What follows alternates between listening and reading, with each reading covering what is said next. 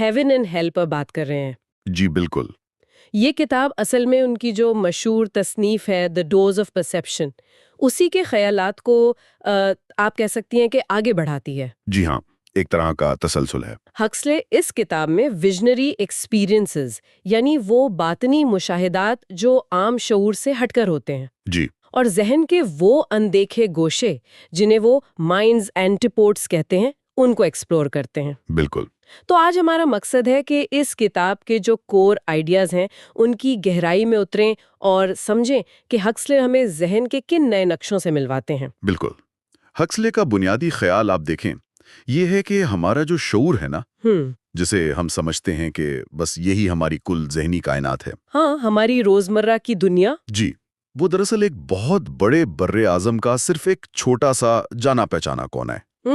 وہ کہتے ہیں کہ ہمارے ذہن میں بہت وسیع انجان علاقے ہیں، بالکل جیسے پرانے نقشوں پر ہوتے تھے نا، نامعلوم بر اعظم، انچارٹیڈ ٹیریٹریز۔ ایگزیکٹلی۔ تو ہیون اینڈ ہیل انہی اندرونی دنیاؤں کا ایک سفر ہے۔ یہ سمجھنے کی کوشش ہے کہ شعور کی جو جانی پہچانی سرحدیں ہیں ان سے آگے کیا ہے۔ تو آئیے اس سفر کا آغاز کرتے ہیں۔ سب سے پہلے سمجھتے ہیں دا مائنڈز اینٹیپوڈز، یعنی ذہن کے وہ علاقے جو ہمارے روزمرہ شعور سے بالکل مختلف ہیں یا آپ کہہ لیں الٹ ہیں۔ جی ہکسلے ذہن کی ساخت سمجھانے کے لیے ایک بڑی دلچسپ جغرافیکل مثال استعمال کرتے ہیں۔ وہ کہتے ہیں کہ ہماری جو ذاتی شعوری دنیا ہے، ہمارا جاگتا ذہن، ہماری سوچیں، یادیں، یہ سب گویا ایک اولڈ ورلڈ ہے۔ جی ہاں، ایک مانوس دنیا۔ اور وہ بتاتے ہیں کہ اس اولڈ ورلڈ سے پرے، جیسے سمندر پار ہوں، کئی نیو ورلڈز آباد ہیں۔ اچھا، کون کون سے؟ ان میں سے کچھ تو نسبتاً قریب ہے، جیسے ہمارا ذاتی لاشعور یعنی پرسنل سب کانشس۔ اچھا، جہاں ہماری بھولی ہوئی یادیں یا دبی خواہشات ہوتی ہیں؟ بالکل وہی۔ اور اسی کے ساتھ ویجیٹیٹو سول کا علاقہ ہے جو ہمارے جسم کے خود کار نظام چلاتا ہے۔ پھر اس سے ذرا آگے جائیں تو اجتماعی لاشعور، کلیکٹیو انکانشس کا وسیع علاقہ آتا ہے۔ کارل ینگ والا کانسیپٹ۔ جی، ہکسلے جنگ سے متاثر تھے۔ وہ بتاتے ہیں کہ یہاں انسانیت کی مشترکہ علامتیں، سمبلز اور بنیادی کردار، آرکیٹائپس بستے ہیں، وہ تصورات جو تمام انسانوں میں کہیں نہ کہیں مشترک ہیں۔ اور ان سب سے بھی دور، ہمارے عام شعور کے بالکل اپوزٹ۔ جی بالکل مخالف سمت میں، وہ علاقے ہیں جنہیں ہکسلے اینٹیپوڈز کہتے ہیں۔ اینٹیپوڈز کا مطلب ہی ہوتا ہے زمین کا بالکل دوسرا رخ۔ صحیح۔ تو ذہنی اینٹیپوڈز ہوئے ہمارے شعور کے بالکل الٹ تجربات، یعنی ویژنری ایکسپیرینس کی حیرت انگیز اور اکثر عجیب و غریب دنیا۔ واہ! اور ہکسلے کے مطابق یہ دنیا خالی نہیں ہے، یہ عجیب و غریب نفسیاتی مخلوقات، سائیکولوجیکل کریچرز اور مظاہر سے بھری ہے۔ مخلوقات مطلب؟ وہ آسٹریلیا کی مثال دیتے ہیں، جیسے وہاں کینگروز یا پلیٹیپس جیسے انوکھے جاندار ہیں جو باقی دنیا میں نہیں ملتے۔ جی۔ اسی طرح ذہن کے ان اینٹیپوڈز میں ایسے تجربات اور مخلوقات ہیں جو عام حالت میں ناقابل تصور ہیں۔ اور اہم بات یہ ہے کہ ہکسلی کے نزدیک یہ چیزیں ہماری ایجاد نہیں ہوتیں، یہ خود مختار ہیں، آٹونومس ہیں، ہم انہیں صرف دریافت یا آبزرو کر سکتے ہیں۔ اچھا، تو ہم انہیں بناتے نہیں، صرف دیکھتے ہیں؟ بالکل۔ وہ کہتے ہیں زیادہ تر لوگ تو شعوری طور پر کبھی وہاں پہنچ ہی نہیں پاتے اپنی زندگی میں۔ کچھ لوگ حادثاتی طور پر، شاید بیماری میں یا کسی اور وجہ سے کبھی کبھار جھانک لیتے ہیں، اور بہت کم لوگ جیسے کچھ صوفیہ، فنکار یا خاص حالات میں وہاں زیادہ آسانی سے آ جا سکتے ہیں۔ یہ تو بہت ہی انٹریگنگ تصویر ہے ذہن کی۔ تو پھر سوال یہ اٹھتا ہے کہ اگر یہ اینٹی بورڈز ہیں تو ان تک پہنچا کیسے جائے؟ ہکسلے کیا راستے بتاتے ہیں؟ ہکسلے بنیادی طور پر دو مین گاڑیوں کا ذکر کرتے ہیں جو ہمیں ذہن کے ان دور دراز علاقوں تک لے جا سکتی ہیں۔ اچھا؟ پہلا طریقہ تو کیمیکلز کا استعمال ہے، خاص طور پر میسکلن جو پیوٹی کیکٹس سے ملتا ہے۔ اوہ ہاں، دی ڈوز آف پرسیپشن میں اسی کا تجربہ تھا۔ جی بالکل۔ یا پھر لائسرجک ایسڈ ڈائی ایتھائلامائڈ یعنی LSD، یہ وہ سبسٹنسز ہیں جو شعور کی حالت کو ڈرامائی طور پر بدل دیتے ہیں۔ اور دوسرا طریقہ؟ دوسرا طریقہ نفسیاتی ہے، سائیکولوجیکل، جس میں ہپنوسس یعنی معمولیت یا تنویم کو ایک اہم ذریعہ بتایا گیا ہے۔ اچھا، ہپنوسس؟ ہکسلی کا خیال ہے کہ یہ دونوں طریقے، کیمیکل اور نفسیاتی، شعور کو کم و بیش ایک ہی قسم کے ذہنی علاقے میں لے جاتے ہیں، یعنی ویژنری ایکسپیرینس کی دنیا میں۔ لیکن کیا کوئی فرق بھی ہے ان میں؟ ہاں، وہ یہ بھی کہتے ہیں کہ کیمیکلز، خاص طور پر میسکلن اور LSD، ان کی رینج ذرا لمبی معلوم ہوتی ہے۔ وہ آپ کو اس ٹیرا انکوگنیٹا، اس نامعلوم ذہنی سرزمین میں شاید زیادہ گہرائی تک لے جا سکتے ہیں۔ یہ کام کیسے کرتے ہیں؟ مطلب خاص طور پر یہ کیمیکلز دماغ پر ایسا کیا کرتے ہیں کہ شعور اتنا بدل جاتا ہے؟ ہکسلے نے کچھ بتایا اس بارے میں؟ دیکھیں، ہکسلے کوئی حتمی نیورو کیمیکل وضاحت تو نہیں دیتے، ظاہر ہے ان کے دور میں تحقیق اتنی آگے نہیں تھی، صحیح۔ لیکن وہ ایک مفروضہ، ایک ہائپوتھیسس ضرور پیش کرتے ہیں۔ وہ اسپیکیولیٹ کرتے ہیں کہ میسکلن جیسے کیمیکلز غالباً دماغ کے انزائم سسٹم میں مداخلت کر کے اس کی بائیولوجیکل ایفیشنسی کم کر دیتے ہیں۔ بائیولوجیکل ایفیشنسی، اس کا کیا مطلب ہوا؟ اس سے ان کی مراد ہے دماغ کی وہ صلاحیت جو اسے ہر وقت صرف ان چیزوں پر فوکس رکھنے پر مجبور کرتی ہے جو ہماری فوری بقا یعنی سروائیول کے لیے ضروری ہیں۔ اچھا۔ ہمارا دماغ آپ سمجھے ایک فلٹر کی طرح ہے جو غیر ضروری معلومات کو روک لیتا ہے تاکہ ہم عملی زندگی کے مسائل حل کر سکیں۔ ہکسلے کا قیاس ہے کہ یہ کیمیکلز اس فلٹر کو عارضی طور پر کمزور کر دیتے ہیں۔ اچھا، یعنی دماغ کا وہ فلٹر جو ہمیں صرف کام کی باتیں دکھاتا ہے وہ کمزور پڑ جاتا ہے۔ بالکل، اور جب یہ فلٹر کمزور ہوتا ہے تو ہکسلی کے مطابق شعور میں ایسی چیزیں اور ایسے تجربات داخل ہونے لگتے ہیں جن کا ہماری روزمرہ کی بقا سے کوئی سیدھا تعلق نہیں ہوتا، جنہیں دماغ عام حالات میں فضول سمجھ کر نظر انداز کر دیتا ہے۔ لیکن یہی فضول چیزیں جمالیاتی طور پر، ایستھیٹیکلی یا روحانی طور پر، اسپرچولی بے پناہ خوبصورت، معنی خیز اور قیمتی ہو سکتی ہیں۔ گویا دماغ کی کارکردگی کم ہونے سے ذہن کی وسعت بڑھ جاتی ہے۔ یہ تو بڑا پیراڈاکس ہے، دماغ کی ایفیشنسی کم ہو تو ذہن کا دائرہ وسیع ہو جاتا ہے۔ جی ہاں، تو کیا ان تجربات تک پہنچنے کے لیے صرف کیمیکلز یا ہپنوسس ہی ضروری ہے، یا کوئی اور قدرتی طریقے بھی ہیں جن سے یہ دروازے کھل سکتے ہیں؟ ہاں، ہکسلی کئی اور عوامل کا بھی ذکر کرتے ہیں۔ وہ بتاتے ہیں کہ شدید بیماری، بہت زیادہ تھکاوٹ، فاقہ کشی یعنی فاسٹنگ، فاسٹنگ، اچھا۔ جی، اور سینسری ڈپرائیویشن یعنی حواس کو بیرونی اسٹیمولائی سے محروم کر دینا، جیسے مکمل تاریکی اور خاموشی میں طویل وقت گزارنا، یہ سب بھی ویژنری اسٹیٹس کو ٹریگر کر سکتے ہیں۔ ان کی وجہ بھی وہی بایولوجیکل ایفیشنسی میں کمی ہے؟ غالباً، مثلا فاقہ کشی سے دماغ کو ملنے والی شوگر، گلوکوز، کم ہو جاتی ہے، جس سے اس کی نارمل کارکردگی متاثر ہوتی ہے۔ ساتھ ہی یہ جسم میں وائٹامنز کی کمی بھی کر سکتی ہے، خاص طور پر وائٹامن B3 یعنی نیکوپینک ایسڈ۔ ہکسلے کا خیال تھا کہ یہ وائٹامن ویژنز کو روکتا ہے، تو اس کی کمی ویژنز کو آسان بنا سکتی ہے۔ اور سینسری ڈپرائیویشن کا کیا میکینزم ہو سکتا ہے؟ سینسری ڈپرائیویشن کا اصول یہ ہے کہ جب دماغ کو باہر سے معمولی انفارمیشن ملنا بند ہو جائے، نہ کچھ خاص دیکھنے کو، نہ سننے کو، نہ سونگھنے کو، تو وہ اندرونی مواد جنریٹ کرنا شروع کر دیتا ہے۔ اچھا، ذہن اپنی فلمیں چلانے لگتا ہے؟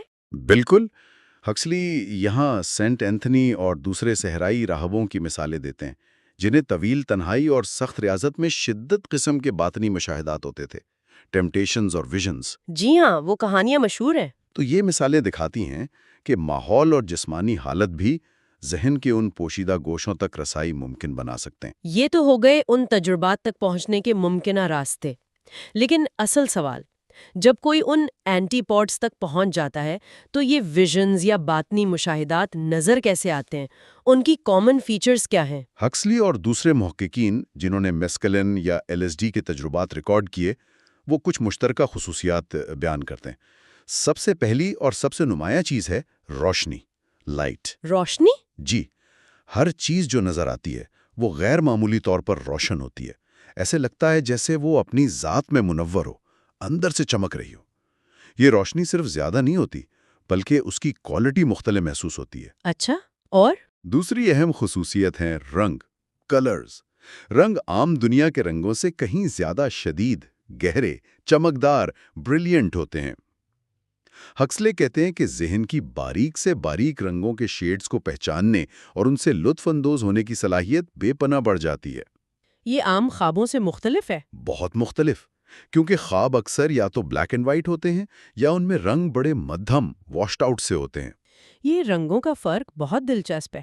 کیا اس کا مطلب یہ ہے کہ جس شخص کو زیادہ رنگین ویژنز آ رہے ہیں اس کی شخصیت زیادہ رنگین ہے؟ ہکسلے اس خیال سے اتفاق نہیں کرتے۔ وہ بڑی سادہ مثال دیتے ہیں۔ اگر آپ باہر ایک خوبصورت رنگ برنگا باغ دیکھتے ہیں تو یہ باغ کی خصوصیت ہے، آپ کی نہیں۔ صحیح بات ہے۔ اسی طرح ویژنری ایکسپیرینسز کے شدید اور ماورائی رنگ ذہن کے اینٹی پوڈز کی اپنی خصوصیت ہیں۔ یہ دیکھنے والے کی نفسیات کا عکس نہیں۔ خواب اکثر ہماری ذاتی زندگی، خواہشات، خوف، کانفلکٹس کے بارے میں ہوتے ہیں، اس لیے وہ عموماً غیر رنگین یا کم رنگین سمبلز استعمال کرتے ہیں۔ جبکہ ویژنز ہکسلے کے مطابق ہمیں دیے گئے گیون حقائق کی طرح محسوس ہوتے ہیں۔ وہ ذہن کی ایک دوسری دنیا کی جھلک ہیں، اس لیے وہ رنگین ہیں، بلکہ پریٹر نیچرلی رنگین، یعنی غیر معمولی، مافوق الفطرت حد تک رنگین۔ شاید اس لیے کہ ان پر ہماری زبان اور کانسیپٹس کا وہ پردہ نہیں ہوتا جو عام دنیا کو دیکھنے میں حائل رہتا ہے۔ روشنی اور رنگوں کے علاوہ کوئی اور بنیادی خصوصیات؟ جی ہاں، ایک اور بہت اہم فیچر ہے سگنیفیکنس، یعنی ہر چیز کا بے پناہ حد تک بامانی، میننگ فل محسوس ہونا۔ میننگ فل کس طرح؟ جو اشیاء، مناظر یا اشکال نظر آتی ہیں وہ گہری منوعیت سے بھری لگتی ہیں، لیکن یہ منوعیت علامتی، سمبولک نہیں ہوتی، یعنی وہ چیز کسی اور چیز کی طرف اشارہ نہیں کر رہی ہوتی۔ اچھا، تو پھر؟ بلکہ وہ چیز خود اپنی ذات میں، اپنے وجود میں ہی انٹینسلی سگنیفیکنٹ ہوتی ہے۔ ہکسلی کے خیال میں یہ تجربہ ہمیں کائنات کی نان ہیومن ادرنس، یعنی اس کی انسان سے ماورا ایک اجنبی اور آزاد حقیقت کا احساس دلاتا ہے۔ یہ تو ہو گئی خصوصیات، لیکن ان ویژنز میں اصل میں نظر کیا آتا ہے؟ کیا کوئی مخصوص چیزیں بار بار دکھتی ہیں؟ ہاں، اس پر ہکسلے اور خاص طور پر ڈاکٹر ویئر مچل، جنہوں نے مغرب میں پیوٹے کے اثرات پر سب سے پہلے لکھا تھا، کافی تفصیل سے بات کرتے ہیں۔ جی؟ وہ بتاتے ہیں کہ تجربے کے آغاز میں میسکولین یا گہری ہپنوسس میں اکثر متحرک، رنگین جیومیٹریکل فارمز نظر آتے ہیں۔ پیٹرنز؟ جی جیومیٹری؟ جی، یہ اشکال مسلسل بدلتی رہتی ہیں، گھومتی ہیں، پھیلتی سکڑتی ہیں، پھر وقت کے ساتھ یہ خالص جیومیٹری ٹھوس شکلیں اختیار کرنا شروع کر دیتی ہے، جیسے انتہائی نفیس قالینوں کے ڈیزائن، پیچیدہ نقش و نگار، ایرابیسکس یا چمکدار موزیکس۔ واو، جیومیٹری سے ٹھوس اشکال تک، اور اس کے بعد تجربہ اور گہرا ہو سکتا ہے۔ وسیع و عریض، شاندار، اکثر ناقابل یقین حد تک پیچیدہ عمارتیں نظر آ سکتی ہیں۔ ایسے لینڈسکیپس یا مناظر دکھائی دے سکتے ہیں جو مسلسل بدلتے رہتے ہیں، ایک شان سے دوسری، اس سے بھی زیادہ گہری شان کی طرف۔ اور کیا نظر آ سکتا ہے؟ کبھی کبھی ہیروئک فگرز، عظیم الجثہ، پروقار انسانی یا نیم انسانی شکلیں نظر آ سکتی ہیں، جنہیں شاعر ولیم بلیک نے سیرافم کہا تھا، ایک قسم کے فرشتے۔ اچھا۔ یہ اکیلے بھی ہو سکتے ہیں، گروہ میں بھی، یا پھر فیبولس اینیملز، یعنی افسانوی دیومالائی قسم کے جانور حرکت کرتے نظر آ سکتے ہیں۔ یہ سب ذاتی یادداشت سے نہیں آتا؟ ہکسلے زور دیتے ہیں کہ یہ سب کچھ اکثر بالکل نیا اور حیرت انگیز ہوتا ہے۔ اس کا فرد کی ذاتی یادداشتوں یا زندگی کے تجربات سے بظاہر کوئی تعلق نہیں ہوتا۔ یہ ایسا ہے جیسے آپ کوئی نئی تخلیق یا ایک بالکل مختلف ڈائمنشن کا مشاہدہ کر رہے ہوں۔ ویئر مچل کا اپنا تجربہ کیسا تھا؟ انہوں نے بڑی دلچسپ تفصیل لکھی۔ چمکتے ہوئے ستارے جیسے نقاط، سٹار پوائنٹس دیکھیے، رنگین شیشے، سٹینڈ گلاس کے ٹوٹے ہوئے ٹکڑے، ہوا میں تیرتے ہوئے رنگ، زگ زیگ لکیریں، قیمتی پتھروں سے سجے ہوئے گوتھک مینار، پہاڑ، پتھر سے تراشے ہوئے پرندوں کے دیو ہیکل پنجے، اور سمندر کی رنگین لہریں۔ یہ تفصیلات تو واقعی ذہن کو ایک بالکل الگ ہی دنیا کی طرف لے جاتی ہیں، اور یہیں سے ہکسلے ایک اور دلچسپ نقطے کی طرف آتے ہیں، ان ویژنری ایکسپیرینسز اور مختلف ثقافتوں میں جو ادر ورلڈز کے تصورات ہیں۔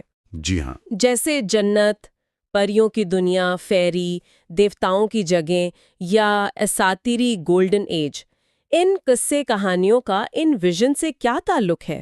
بالکل، ہکسلے کے نزدیک یہ تعلق بہت گہرا اور بنیادی ہے۔ یہ ہیون اینڈ ہیل کا ایک مرکزی خیال ہے۔ وہ کہتے ہیں کہ جب آپ دنیا بھر کے مذاہب، میتھولوجیز اور لوک کہانیوں میں ان دوسری دنیاؤں کی تفصیلات کو غور سے پڑھیں جی، تو آپ کو حیرت انگیز طور پر ان میں وہی خصوصیات بار بار نظر آتی ہیں جو میسکیلن یا ویژنری ایکسپیرینسز میں ملتی ہیں۔ مثلاً مثلاً پریٹر نیچرل یعنی غیر معمولی، माफोकुन सितरत रोशनी का जिक्र, शदीद, चमकदार, आम दुनिया से मुख्तलिफ रंगों का बयान, और हर चीज़ में एक गहरी, नाकाबिले बयान मानवियत, सिग्निफिकेंस का एहसास। और तकरीबन हर ऐसी अदर वर्ल्ड एक नाकाबिले बयान हद तक खूबसूरत, हसीन व जमील लैंडस्केप पर मुश्तमिल होती है। क्या आप कुछ मखसूस मिसालें दे सकती हैं मुख्तलिफ तहजीबों से? ज़रूर, हक्सली कई मिसालें देते हैं। कदीम यूनान और रोम में गार्डन ऑफ द हेस्पेरिडेस था, जहां सुनहरी सेब उगते थे। इलीशियन प्लेन थी, बहादुरों की आरामगाह। आइलैंड ऑफ ल्यूक एक सफ़ेद जजीरा।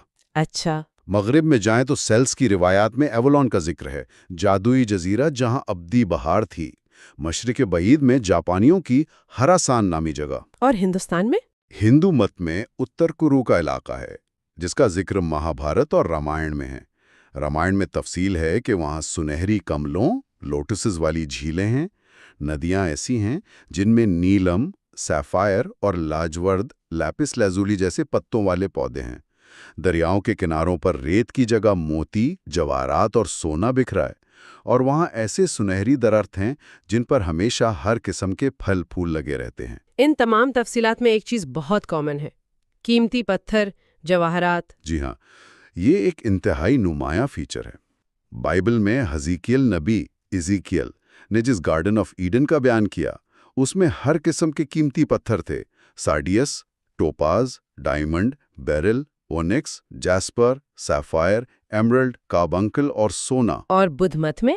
बुद्ध मत के प्योर लैंड मकतबा फ़िक्र के मुताबिक अमिताभा बुद्धा का जो पैराडाइज है वो चांदी, सोने और जवाहरात, बेरिल की दीवारों से घिरा है। बाइबल की आखिरी किताब में भी? जी, अपोकलिप्स या मुकाशफा, इसमें जिस न्यू जेरूसलम का नक्शा है वो खालिस सोने का बना है। उसकी बुनियादें हर किस्म के जवाहरात से सजी हैं और दरवाजे मोतियों के हैं।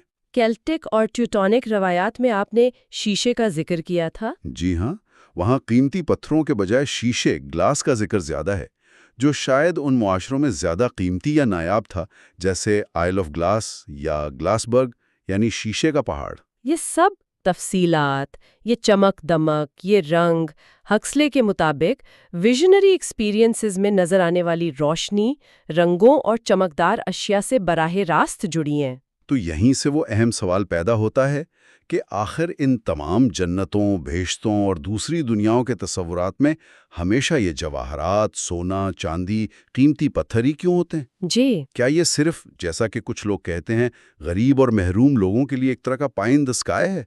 दुनिया में जो नहीं मिला उसका तस्वुर आखिरत में कर लिया, एक सोशो इकोनॉमिक एक्सप्लेनेशन? हक्सले इस समाजी व मुआशी वजाहत को सतही और नाकाफी समझते हैं। वो कहते हैं, असल सवाल ये नहीं कि जन्नत में जवाहरात क्यों है, बल्कि असल सवाल ये है कि हम ज़मीन पर पाए जाने वाले जवाहरात को इतना कीमती समझते ही क्यों हैं। हाँ, ये भी है, इनकी अमली अफादियत तो कुछ खास नहीं होती। बिल्कुल, यूटिलिटी वैल्यू तकरीबन सिफर है।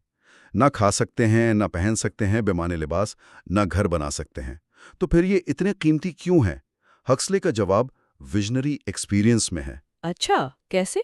वो कहते हैं कि लोग अपने बातनी मुशाहिदात में हिज़ीकियल के आग जैसे पत्थर, स्टोन्स ऑफ फायर, या वियर मिचल के शफ़ाफ फल, ट्रांसपेरेंट फ्रूट जैसी चीज़ें देखते हैं, जो बेइंतहा रोशन, चमकदार, रंगीन और गहरी मानवियत वाली होती हैं। जी। ज़मीन पर पाए जाने वाले हीरे, याकूत, नीलम वगैरह उन असली बातनी जवाहरात से थोड़ी बहुत ज़ाहिरी मुशाबहत रखते हैं। हक्सले का मौक़िफ़ है कि इसी मुशाबहत की वजह से, उनकी इस अंदरूनी दुनिया की याद दिलाने की सलाहियत की वजह से हम उन्हें कीमती समझते हैं। यानी उनकी कदर इसलिए है कि वो हमें इस अदर वर्ल्ड की झलक दिखाते हैं जो हमारे जहन के एंटीपोड्स में है। बिल्कुल, अफलातून ने भी फीडो में एक आइडियल वर्ल्ड का जिक्र किया, जहां के पत्थर हमारे ज़मीनी जवाहरात से कई ज़्यादा खूबसूरत और चमकदार हैं। तो जवाहरात इसलिए कीमती नहीं कि वो नायाब हैं, बल्कि इसलिए कि वो हमें एक गहरी अंदरूनी हकीकत की याद दिलाते हैं। हक्सली का इस्तदलाल यही है, और वो मजीद कहते हैं कि ये ताल्लुक एक तरफा नहीं बल्कि टू वे स्ट्रीट है। टू वे स्ट्रीट मतलब जवाहरात की असल, उनका प्रोटोटाइप विजनरी हेवन में है, लेकिन ज़मीनी जवाहरात को देखना, उन पर गौर व फिक्र करना, कॉन्टेम्पलेट करना, उनकी चमक और रंगत में खो जाना, خود بھی روح کو واپس اس ویژنری ہیون کی طرف لے جانے میں مددگار ہو سکتا ہے۔ اچھا، یہی بات ہکسلی کے مطابق پھولوں فلاورز پر بھی لاگو ہوتی ہے۔ پھولوں پر بھی؟ جی، جن معاشروں میں جواہرات عام نہیں تھے وہاں جنت یا دوسری دنیاؤں کو پھولوں سے سجایا جاتا تھا۔ ہندو اور بدھ روایات میں کمل لوٹس کی بے پناہ اہمیت ہے۔ مغرب میں گلاب، روز اور سوسن للی کو جنت اور پاکیزگی کی علامت سمجھا جاتا ہے۔ ہاں، یہ تو ہے۔ ہکسلے کہتے ہیں کہ بائبل کا وہ جملہ کہ خدا نے پہلے ایک باغ لگایا، God first planted a garden, یہ ایک گہری نفسیاتی سچائی ہے۔ پھول گویا جنت کی زمین پر نمائندگی کرتے ہیں۔ کسی کو پھول دینا یا عبادت گاہوں کو پھولوں سے سجانا گویا انہیں ان کے اصل وطن ادر ورلڈ میں واپس بھیجنے کی ایک علامتی کوشش ہے۔ یہ تو بہت ہی پویٹک اور دلچسپ خیال ہے کہ جواہرات اور پھول ہمیں ان ویژنری سٹیٹس کی طرف لے جا سکتے ہیں۔ تو کیا اس منطق کے تحت فن یعنی آرٹ کے نمونے بھی یہی کام کر سکتے ہیں؟ کیا آرٹ بھی ان اینٹی پوڈز تک پہنچنے کا ایک دروازہ بن سکتا ہے؟ یقیناً، ہکسلے کا ماننا ہے کہ یہ بالکل ممکن ہے۔ وہ کہتے ہیں کہ فطرت میں یا انسان کے بنائے فن پاروں میں جو بھی چیزیں ذہن کے اینٹی پوڈز کی ان روشن، چمکدار، رنگین اور بامانی اشیاء سے ملتی جلتی ہیں، جی، وہ کم از کم ہلکی سطح پر ہی صحیح ویژنری ایکسپیرینس کو ٹریگر کر سکتی ہیں یا اس کی طرف ایک کھڑکی کھول سکتی ہیں۔ کون سی چیزیں؟ شائنی آبجیکٹس، چمکدار اشیاء۔ یاد کریں ہپنوسس میں بھی اکثر چمکدار چیز استعمال ہوتی ہے۔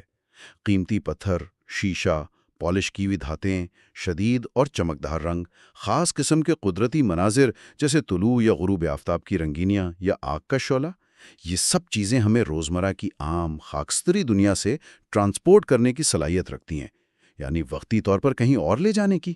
کن خاص آرٹ فارمز میں یہ صلاحیت زیادہ نمایاں ہوتی ہے؟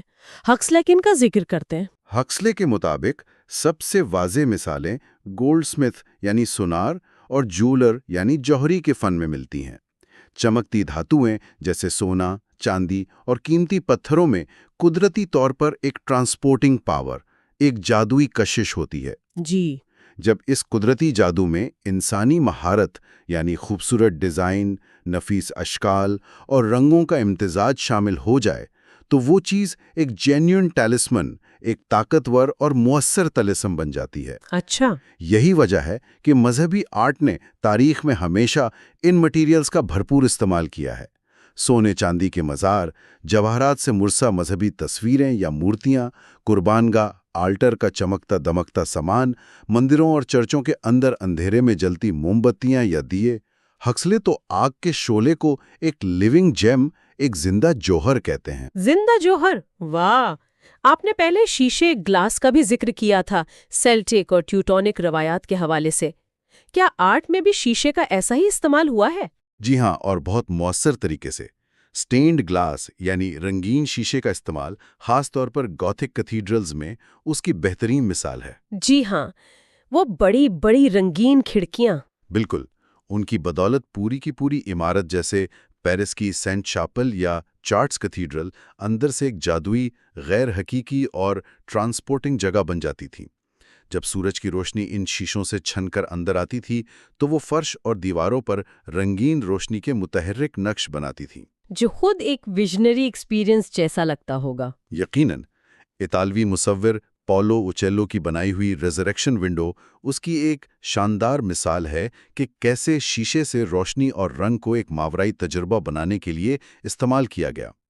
ہکسلے بتاتے ہیں کہ مڈل ایجز میں یورپ میں لوگ ویژنری ایکسپیرینس کو اتنی اہمیت دیتے تھے اور سٹینڈ گلاس کی اس ٹرانسپورٹنگ پاور پر اتنا یقین رکھتے تھے کہ وہ اپنی جمع پونجی خرچ کر کے چرچوں کے لیے ان مہنگی کھڑکیوں کا عطیہ دیتے تھے۔ لیکن پھر یہ رجحان کم کیوں ہو گیا؟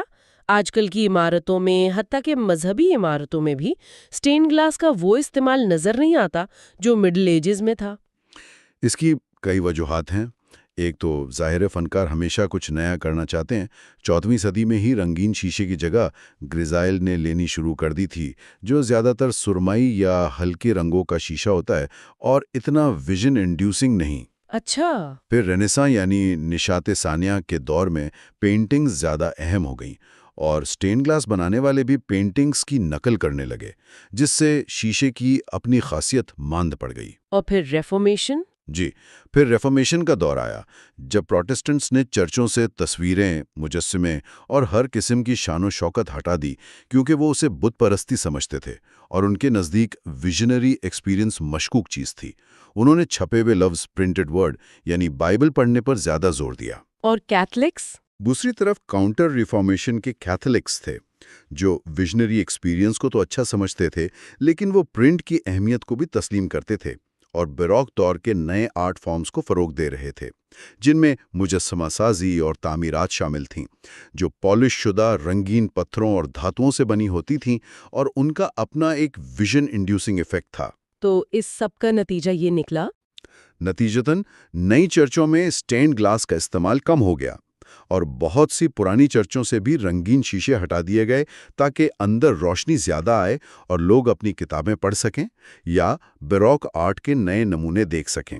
تو ہکسلے کی یہ ساری بحث ہمیں یہ سوچنے پر مجبور کرتی ہے کہ ہمارے اندر یہ جو دوسری دنیا ہے، ذہن کے یہ اینٹی-پوڈز، یہ صرف نفسیاتی دلچسپی کا سامان نہیں بلکہ شاید ہماری حقیقت کا ایک اہم اور نظر انداز شدہ حصہ ہے۔ بالکل، اور یہ کتاب ایک بڑا سوال ہمارے سامنے رکھتی ہے۔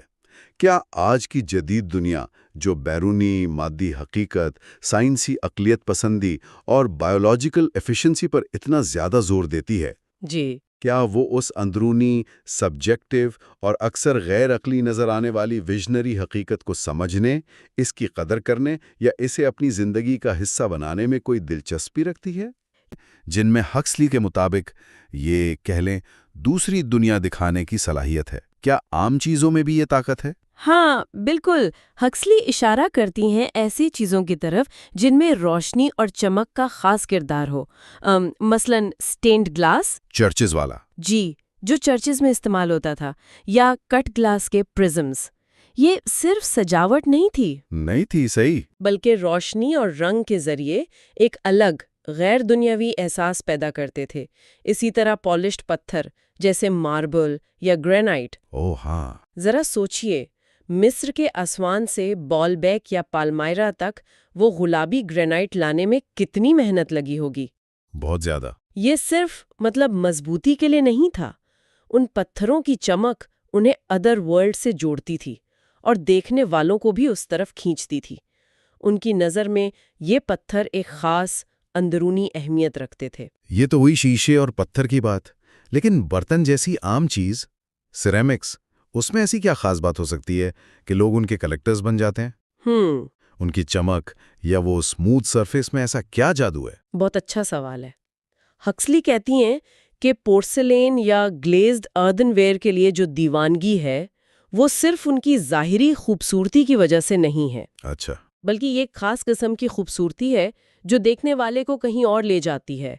یہ انہیں ان کے ذہن کے کسی کونے میں چھپی ہوئی پریٹرنیچرل یعنی غیر فطری روشنیوں اور رنگوں کی یاد دلاتی ہے، جو ادر ورلڈ کا حصہ ہیں۔ بالکل، جو ادر ورلڈ کا حصہ ہے۔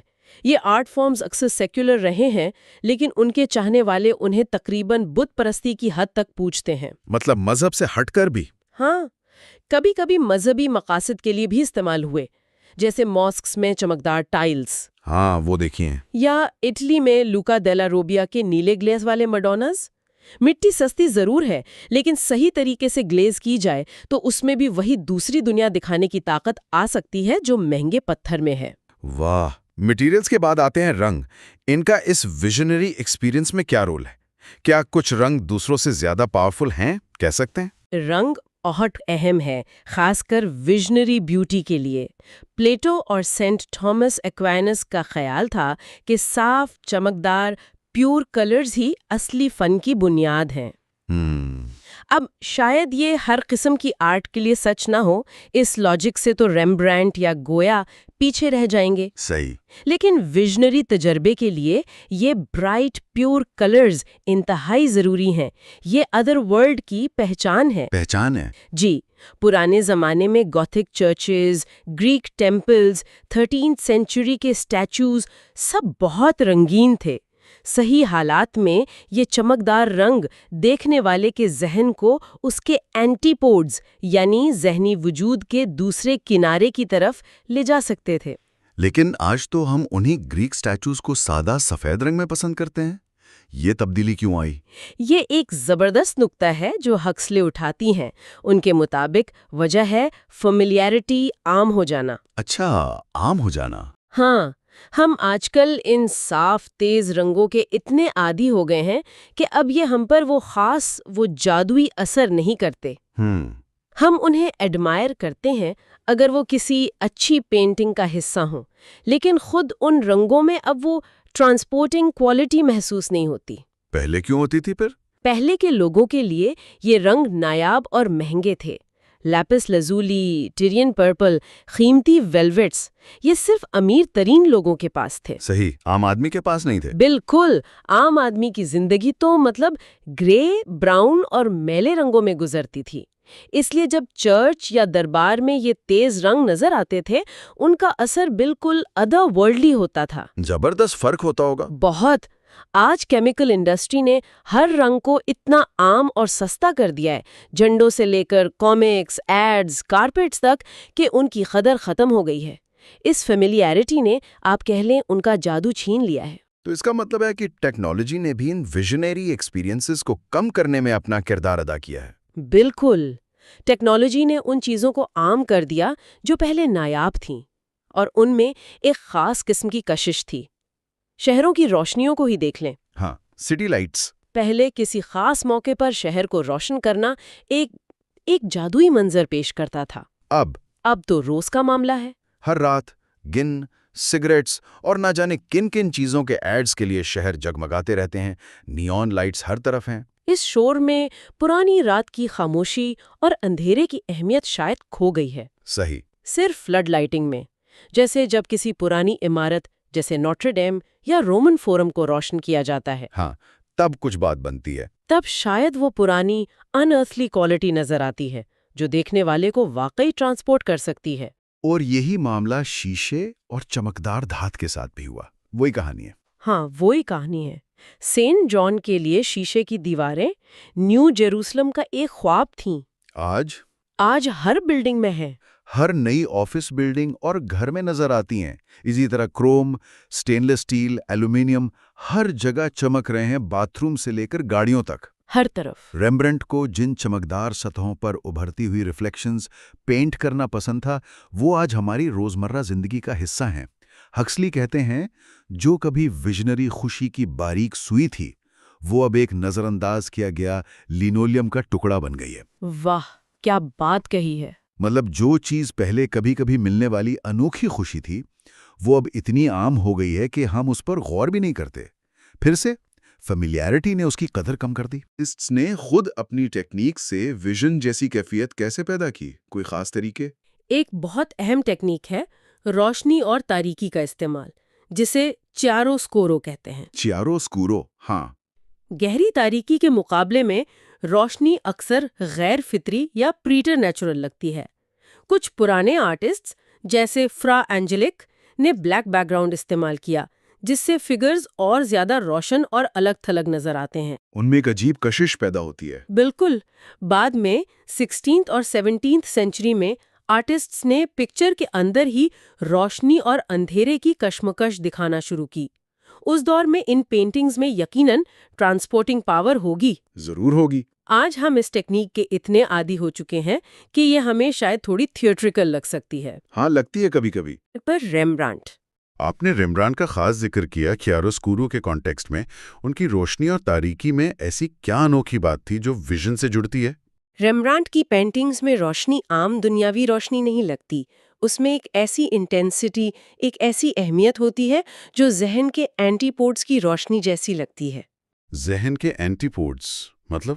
یعنی ذہن کے وہ حصے جو عام سوچ سے بالکل الگ ہیں، ایک دوسری دنیا جو ہمارے اندر ہی ہے۔ اچھا۔ اور ان کے اندھیرے صرف خالی نہیں ہوتے، ان میں پوشیدہ امکانات، رچ پوٹینشیلٹیز نظر آتی ہیں، جیسے کچھ ظاہر ہونے کا انتظار کر رہا ہو۔ انٹرسٹنگ۔ ان کی ایک پینٹنگ ہے فلاسفرز میڈیٹیشن، جسے ہکسلے انسانی ذہن کا سمبل قرار دیتی ہیں۔ اس کی تاریکیاں، ذہنی روشنی کے لمحات اور وہ پر اسرار سیڑھیاں جو نامعلوم کی طرف جاتی ہیں، یہ پینٹنگ ذہن کی گہرائیوں کا ایک نقشہ سی لگتی ہے۔ بہت خوب۔ اچھا، ویژنری ایکسپیرینس میں روشنی، رنگ، پیٹرنز کے علاوہ اور کیا چیزیں نظر آتی ہیں؟ کیا وہاں مخلوق یا مناظر بھی ہوتے ہیں؟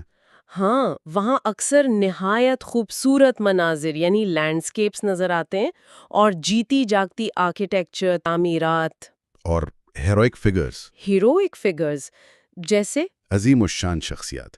ولیم بلیک نے ان فگرز کو چروبم کہا تھا۔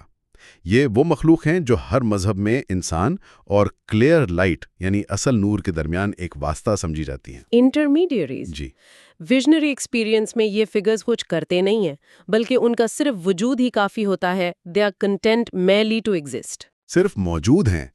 اور آرٹ میں ان فگرز کو کیسے پیش کیا گیا ہے؟ الگ الگ کلچرز میں ان کی کیا شکل ہے؟ ہر کلچر میں یہ ہیروئک فگرز الگ روپ میں نظر آتے ہیں۔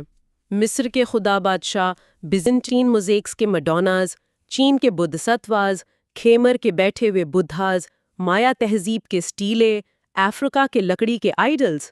کافی ویرائٹی ہے۔ بہت۔ لیکن ان سب میں ایک چیز مشترک ہے، ایک گہرا سکون، ایک پروفاؤنڈ اسٹلنس۔ یہی سکوت انہیں ایک روحانی تاثر، ایک نیومنس کوالٹی دیتا ہے اور دیکھنے والے کو اس کے روزمرہ کے تجربے، اس کے اولڈ ورلڈ سے نکال کر ذہن کے ویژنری اینٹیپوڈز کی طرف لے جاتا ہے۔ تو حرکت سے زیادہ سکون پاورفل ہے اس کانٹیکسٹ میں۔ اسٹیٹک آرٹ یعنی سکوت والا فن لازمی نہیں کہ ہمیشہ بہترین ہو، لیکن اگر باقی چیزیں برابر ہوں تو ایک سکون میں کھڑا فگر حرکت میں دکھائے گئے فگر سے زیادہ ذہنی سفر کروانے کی طاقت رکھتا ہے، اس ویژنری سینس میں۔ سمجھ گیا۔ یہ تو ہوئی فگرز کی بات۔ لینڈسکیپس کے بارے میں کیا؟ آپ نے کہا وہ بھی ویژنری ایکسپیرینس کا حصہ ہیں، لیکن آرٹ ہسٹری میں ان کی پینٹنگ اتنی دیر سے کیوں شروع ہوئی؟ یورپ میں 4-5 صدیاں پہلے، چائنا میں پہلے، انڈیا میں نہیں؟ یہ ایک دلچسپ سوال ہے اور اس کی کوئی ایک واضح وجہ شاید نہیں ہے۔ ویژنری ایکسپیرینس میں لینڈسکیپس اکثر نظر آتے ہیں، لیکن انہیں پینٹ کرنا یورپ میں کافی بعد میں شروع ہوا۔ کیوں؟ ایک خیال یہ ہے کہ شاید لوگ اس تجربے کے لفظی بیان پر ہی خوش تھے، جیسے بلیک نے اپنے ویژنز بیان کیے لیکن پینٹ نہیں کیے، ضرورت محسوس نہیں کی۔ یا پھر ہکسلے کہتی ہیں شاید ان کلچرز میں اس کے سائیکولوجیکل ایکویویلنس یعنی نفسیاتی متبادل موجود تھے، جیسے انڈیا میں ویشنوا آرٹ اور پوئٹری میں سیکشول لو کا تھیم، یا پرشیا میں صوفی پوئٹری میں نشے انٹاکسیکیشن کی تعریف۔ اچھا، تو یہ چیزیں بھی وہی ادرنس کا احساس دیتی تھی؟ بالکل، دونوں تجربات سیکس اور نشہ میں وہی بنیادی ادرنس یعنی غیریت پائی جاتی ہے جو ویژنری تجربات بشمول لینڈسکیپس کی خصوصیت ہے، تو شاید انہیں الگ سے لینڈسکیپ پینٹ کرنے کی ضرورت نہیں پڑی۔ یہ بہت انٹرسٹنگ پوائنٹ ہے۔ اچھا، میڈیول دور میں جب لوگ ہر چیز کو الفاظ اور علامت سمجھتے تھے تو وہ قدرت کی اپنی حقیقت، اس کی ادرنس کو کیسے محسوس کرتے تھے پھر؟ ان کے پاس اس کے لیے بھی کچھ کہہ لیں متبادل تھے۔ ایک طرف تو وہ جنسی تہوار تھے، سیٹرنیلین اورجیز، جو انسانی شناخت کے نیچے چھپی حیوانی غیریت کا مطلب اینیمل ادرنس کا براہ راست تجربہ کا موقع دیتے تھے۔ اچھا۔ دوسری طرف مسٹیکل ایکسپیرینس تھا جو الہی غیر ذات ڈیوائن ناٹ سیلف کی ادرنس ظاہر کرتا تھا، اور ان دونوں کے درمیان تھے ویژنری تجربات اور انہیں پیدا کرنے والے آرٹس جیسے جولری کا کام، سٹین گلاس، ٹیپسٹریز، پینٹنگ، میوزک۔ تو یہ سب ایک اسکیپ تھا؟ ہاں، یہ سب ان کے لیے اس دور کے ریشنلسٹک فلسفے اور انسان مرکز مذہب کی گھٹن سے وقتی فرار ایک اسکیپ کا ذریعہ تھے۔ صحیح۔ اب واپس لینڈسکیپس پر آتے ہیں۔ کون سے لینڈسکیپس ہیں جو سب سے زیادہ ذہنی سفر کروانے والے یا ٹرانسپورٹنگ ہوتے ہیں؟ ہکسلے کے مطابق 2 طرح کے مناظر خاص طور پر ٹرانسپورٹنگ ہوتے ہیں۔ 2 طرح کے؟ جی، پہلا جو قدرتی چیزوں کو بہت دور سے دکھاتے ہیں، اور دوسرا جو انہیں بہت قریب سے کلوز اپ میں دکھاتے ہیں۔ دور سے اور قریب سے، یہ تو الٹا لگ رہا ہے نا؟ کہتے ہیں نا ڈسٹنس لینڈز انچانٹمنٹ، دوری منظر کو دلکش بناتی ہے، لیکن ہکسلے کہتی ہیں کہ قربت پروپنکوٹی بھی یہی کام کرتی ہے۔ مثال؟ سنگ ڈائنسٹی کی چائنیز پینٹنگز میں دور کے پہاڑ، بادل اور آبشار ہمیں کہیں اور لے جاتے ہیں، لیکن اتنا ہی ٹرانسپورٹنگ ڈوینیا روسو کے جنگل کے پتوں کا کلوز اپ بھی ہو سکتا ہے۔ لیکن یہ ٹرانسپورٹ کرتے کیسے ہیں؟ دور اور قریب کے مناظر میں ایسی کیا بات ہے؟ دیکھیں، دور کے مناظر جیسے سنگ لینڈسکیپس ہمیں ذہن کے اینٹی پوڈز کے وسیع میدانوں، روشن آسمانوں اور سمندروں کی یاد دلاتے ہیں۔ وہ دھند میں غائب ہوتی چیزیں، پھر اچانک کسی عجیب شکل کا نمودار ہونا، یہ سب ادر ورلڈ کی اجنبیت، اس کی ایلین نیس کی یاد دلاتے ہیں۔ اور کلوز اپ؟ کلوز اپ میں بھی کچھ ایسا ہی ہوتا ہے۔ جب ہم پتوں کو بہت قریب سے دیکھتے ہیں، ان کی رگوں کی تعمیر، ان کی دھاریاں، تو ہمیں وہ زندہ جیومیٹریکل پیٹرنز یاد آتے ہیں جو ویژنری دنیا کی خاصیت ہے۔ دونوں طرح کے مناظر میں انسانی اہمیت کم ہو جاتی ہے اور قدرت کی اپنی زندگی ابھر کر سامنے آتی ہے۔ اس سلسلے میں مونے کی واٹر لیلیز کا بھی ذکر آتا ہے، وہ قصہ کیا تھا؟ ہاں، راجر فرائے کے ساتھ ان کی گفتگو کا قصہ۔ فرائے، جو ایک جانے مانے آرٹ کرٹک تھے، کہتے تھے کہ مونے کی واٹر لیلیز پینٹنگز بے ترتیب ہیں، ان آرگنائزڈ، ان میں کمپوزیشنل سٹرکچر نہیں ہے، آرٹسٹک لحاظ سے غلط ہے۔ لیکن وہ ٹرانسپورٹنگ تھیں۔ کیوں؟ چونکہ مونے نے قدرتی چیزوں کو ان کے اپنے اصلی کنٹیکسٹ میں پینٹ کیا تھا، انسانی نظریات سے ہٹ کر، جیسے ایسٹرونومی میں ستاروں کو دیکھتے ہوئے، یا فزکس میں ایٹمز کو، یا پھر جنسی ملاپ میں انسانی شخصیت پیچھے چلی جاتی ہے۔ ہاں۔ اسی طرح قریبی نقطے پر فوکس کرنے والا آرٹسٹ بھی انسانی اہمیت کو پسے پش ڈال دیتا ہے۔ قدرت خود بولنے لگتی ہے۔ اور اس کی ایک اور مثال پیٹرن آرٹ ہے، جیسے اسلامک پیٹرنز۔ بالکل، اسلامک ارابیسکس جو پھول پتیوں سے انسپائر ہو کر ادر ورلڈ کی لیونگ جیومیٹریز جیسی بنائی جاتی ہیں، اور یہ کلوز اپ آرٹ جیسے روم کے گارڈن فریسکوز یا گوتھک ستونوں پر کندے پھول پتے اصل میں دور کے مناظر کی پینٹنگ سے پہلے موجود تھا۔ انٹرسٹنگ۔ اچھا، اب تک ہم نے زیادہ تر جنت نما، خوشی دینے والے ویژنری ایکسپیرینس کی بات کی، لیکن کیا یہ ہمیشہ اتنا خوبصورت ہوتا ہے، یا اس کا کوئی دوسرا رخ بھی ہے، کوئی اندھیرا رخ؟ بالکل، اس کا دوسرا رخ بھی ہے، اور وہ خوفناک ہو سکتا ہے۔ جہنم، ہیل، وہ بھی ہے۔ وہاں بھی وہی غیر فطری، پریٹ نیچرل روشنی اور اہمیت، سگنیفیکنس ہوتی ہے، لیکن وہاں معنی بنیادی طور پر ہولناک، اپولنگ ہوتا ہے۔ روشنی کیسی ہوتی ہے وہاں؟ روشنی بھی عجیب ہوتی ہے، جیسے ٹبیٹن بک آف دا ڈیڈ کی اسموکی لائٹ، یا ملٹن کی ڈارکنیس ویزیبل، ایک اندھیری روشنی۔ Darkness visible? جی، ایک سکیزوفرینک لڑکی تھی، رینے۔ اس نے اپنے تجربے کی دنیا کو لپیز ڈیکلاغمون یا روشنی کی سرزمین کہا، لیکن اس کے لیے یہ روشنی جہنمی تھی، انتہائی تیز، بے سایہ، ہر طرف پھیلی ہوئی۔ ہر چیز حد سے زیادہ روشن۔ کے لیے خوف، خطرہ، مینیس اور غیر حقیقی ہونے کا احساس لاتی تھیں۔ انفینٹی کا تصور بھی اس کے لیے سسٹم کا خوف بن گیا تھا، ایک ایسی کازمک مشین جو صرف گناہ، سزا اور تنہائی پیدا کرتی ہے۔ اللہ رحم کرے۔ اور یہ منفی، نیگیٹو ویژنری ایکسپیرینس آرٹ اور لٹریچر میں بھی نظر آتا ہے۔ ہاں، یہ نیگیٹیولی ٹرانسفیگرڈ ورلڈ وقت بے وقت آرٹ اور لٹریچر میں ظاہر ہوا ہے۔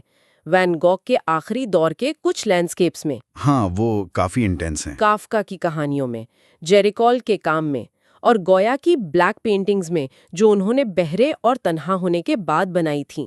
ان سب میں ایک ایسی دنیا نظر آتی ہے جو ناقابل بیان حد تک منحوس یا تکلیف دہ ہے۔ ان منفی ویژنز کے ساتھ کیا کوئی خاص جسمانی احساسات بھی وابستہ ہیں؟ Body sensations? ایک اہم فرق ہے۔ جنت والے ویژنز اکثر جسم سے علیحدگی، سیپریشن اور غیر انفرادیت، ڈی انڈیویجولائزیشن کے احساس سے جڑے ہوتے ہیں۔ آپ خود کو بھول جاتے ہیں۔ لیکن جہنم میں؟ لیکن جب ویژن خوفناک ہو تو انڈیویجولائزیشن شدید ہو جاتی ہے۔ نیگیٹو ویژنری کو اپنا جسم بہت ٹھوس، ڈینس اور جکڑا ہوا، کنسٹرکٹڈ محسوس ہوتا ہے۔ جکڑا ہوا؟ جی، یہاں تک کہ وہ خود کو پتھر کے ایک چھوٹے سے ٹکڑے میں قید، درد میں مبتلا شعور، ایک ایگنائزڈ کانشسنس محسوس کر سکتا ہے۔ یا خدا! دانتے کے انفرنو میں جو سزائیں بیان کی گئی ہیں، कीचड़ में धंसना, दरख्तों में कैद होना, बर्फ में जमना, पत्थरों तले कुचलना, हाँ, बहुत भयानक है। वो सिर्फ शायराना तसव्वुर नहीं है बल्कि साइकोलॉजिकली सच है। शिज़ोफ्रेनिक्स और कुछ लोग जो अनफेवरेबल कंडीशंस में मेस्कलिन या LSD लेते हैं, ऐसे ही दबाव और तंगी के तजर्बात से गुजरते हैं। ये अनफेवरेबल कंडीशंस क्या हैं? जन्नत आखिर जहन्नुम में क्यों बदल जाती है? वजह क्या है? कुछ केसेस में वजह जिस्मानी हो सकती है, जैसे अगर लिवर खराब हो तो मेस्कलिन का असर मनफी हो सकता है। लेकिन हक्सले कहती हैं कि ज्यादा अहम साइकोलॉजिकल वजूहात हैं। क्या? 2 बुनियादी चीजें, खौफ, फेयर और गुस्सा, एंगर। खौफ और गुस्सा? जी, ये एहसासात जन्नत वाले अदर वर्ल्ड का रास्ता बंद कर देते हैं और विजन लेने वाले को सीधा जहन्नुम में ढकेल देते हैं। तो इसका मतलब ये हुआ कि सिर्फ नेक अमाल या अच्छा बिहेवियर ब्लिसफुल विजनरी एक्सपीरियंस की जमानत नहीं है। अगर दिल में खौफ या गुस्सा है तो साइकोलॉजी यही बताती है, और ये बात आखिरत का इल्म रखने वालों यानी एस्केटोलॉजिस्ट के लिए थोड़ी परेशानी का बायस बनती है। क्योंकि वो चाहते हैं कि नेकी का सिला जन्नत हो। हाँ, लेकिन नफ्सियात कहती है कि सिर्फ अमल काफी नहीं, बल्कि फेथ या लविंग कॉन्फिडेंस यानी मोहब्बत भरा एतमाद इस बात की जमानत है कि अगर विजन आया तो वो ब्लिसफुल होगा। और अगर एतमाद नहीं बल्कि खौफ है, जबकि मनफी जज्बात, खौफ जो एतमाद की कमी है, नफरत, गुस्सा, कीना जो मोहब्बत को ख़त्म कर देते हैं, इस बात की ज़मानत है कि अगर विजन आया तो वो हौलनाक होगा। तो इसलिए वो फरासी जो ज़ाहिरन बहुत नेक है लेकिन दिल में मनफी जज्बात रखता है, उसे जहन्नुमी तजुर्बयात हो सकते हैं। और वो गुनहगार जो तौबा करता है और किसी हायर पावर पर एतमाद करता है, उसके लिए जन्नत का दरवाज़ा खुल सकता है। इसी वजह से तमाम बड़े मज़ाहिब में मौत के वक्त की ज़हनी कैफियत को, स्टेट ऑफ माइंड को इतनी अहमियत दी गई है। बहुत गहरा नुक्ता है ये। अच्छा, आखिर में विजनरी एक्सपीरियंस और मिस्टिकल एक्सपीरियंस में बुनियादी फ़र्क क्या है? ये एक ही चीज़ है या अलग? अलग है। विजनरी एक्सपीरियंस, चाहे जन्नत हो या जहन्नुम, अभी भी अज़दाद यानी ऑपोजिट्स के दायरे में है, डुअलिटी में है। जन्नत, जहन्नुम, अच्छा बुरा। बिल्कुल। मिस्टिकल एक्सपीरियंस इन अज़दाद से परे हैं, बियॉन्ड है, वो नॉन डुअल है। अच्छा, जन्नत जाना भी मुकम्मल निजात, लिबरेशन नहीं है, बिल्कुल उसी तरह जैसे जहन्नुम में गिरना। जन्नत सिर्फ एक बेहतर जगह, एक वैंटेज पॉइंट है जहां से इलाही असल, डिवाइन ग्राउंड को आम जिंदगी की सतह से ज्यादा वाज़े तौर पर देखा जा सकता है। असल मकसद डिवाइन ग्राउंड से इत्तेहाद है, यूनियन। जी, असल मकसद उस डिवाइन ग्राउंड से इत्तेहाद है। तो मौत के बाद क्या होता है इस नज़रिए के मुताबिक? क्या ये सब लेवल्स वहाँ भी मौजूद हैं? विजनरी, मिस्टिकल, आम जिंदगी। अगर शऊर, कॉन्शियसनेस जिस्म की मौत के बाद बाकी रहता है, जो कि एक बड़ा अगर है, तो हक्सले का ख्याल है कि वो हर जहनी सतह पर बाकी रहता होगा। हर सतह पर? हाँ, मिस्टिकल की सतह पर, ब्लिसफुल विजनरी की सतह पर, इन्फर्नल विजनरी की सतह पर और आम रोजमर्रा के वजूद की सतह पर भी। जैसे जिंदगी में होता है। बिल्कुल। जिंदगी में भी देखा गया है कि ब्लिसफुल विजन अगर बहुत लंबा हो जाए और इंसान को लगे कि वो वापस नहीं आ सकता, तो वो भी खौफनाक बन जाता है। स्किज़ोफ्रेनिक्स के साथ ऐसा होता है, जन्नत के लम्हात भी जहन्नुम बन जाते हैं जब वापसी का यकीन ना हो। शायद मौत के बाद भी कुछ ऐसा ही होता हो। तो मौत के बाद भी एक तरह से अलग-अलग डेस्टिनेशंस या स्टेट्स हो सकती हैं, सिर्फ एक नहीं, कोई फिक्स चीज़ नहीं। हाँ, ये मुमकिन है। हक्सले कहती हैं कि शायद अल्टीमेट रियलिटी की शानो शौकत और जन्नत और जहन्नुम के तजर्बात के बाद बहुत सी रूहें, सोल्स, जहन के उस इलाके में पनाह ले लेती हैं जो ज्यादा जाना पहचाना हो, कंफर्ट जोन में। अपनी पुरानी जिंदगी जैसा? अच्छा। हाँ। वहाँ वो अपनी यादों और ख्वाहिशात से एक ऐसी दुनिया बना लेती हैं जो उनकी ज़मीनी ज़िंदगी जैसी हो, जैसा कि स्वीडनबर्ग या दीगर मीडियम्स ने बयान किया है। अच्छा, वो आफ्टर लाइफ जो हम सुनते हैं। जी। हो सकता है कि इस फमिलियर जोन से ज़रूरी शराइत पूरी होने पर विजनरी जन्नत या फिर अंतिम रोशनी, फाइनल इनलाइटनमेंट की तरफ सफ़र मुमकिन हो। तो हक्सली का अपना अंदाज़ा क्या था? उनका अपना अंदाज़ा ये था कि मॉडर्न स्पिरिचुअलिज्म, जैसे सर ओलिवर लॉच की किताब रेमंड में बयान करदा आफ्टर लाइफ और कदीम रिवायत, दोनों अपनी जगह दुरुस्त हो सकती हैं। दोनों? जी, मौत के बाद शायद रेमंड जैसी हालत भी हो, ब्लिसफुल विजनरी जन्नत भी हो, हौलनाक विजनरी जहन्नुम भी हो, जैसा कुछ लोग जिंदगी में ही तजर्बा करते हैं, और वक्त से परे इलाही असल डिवाइन ग्राउंड से इत्तेहाद का तजर्बा भी मुमकिन हो।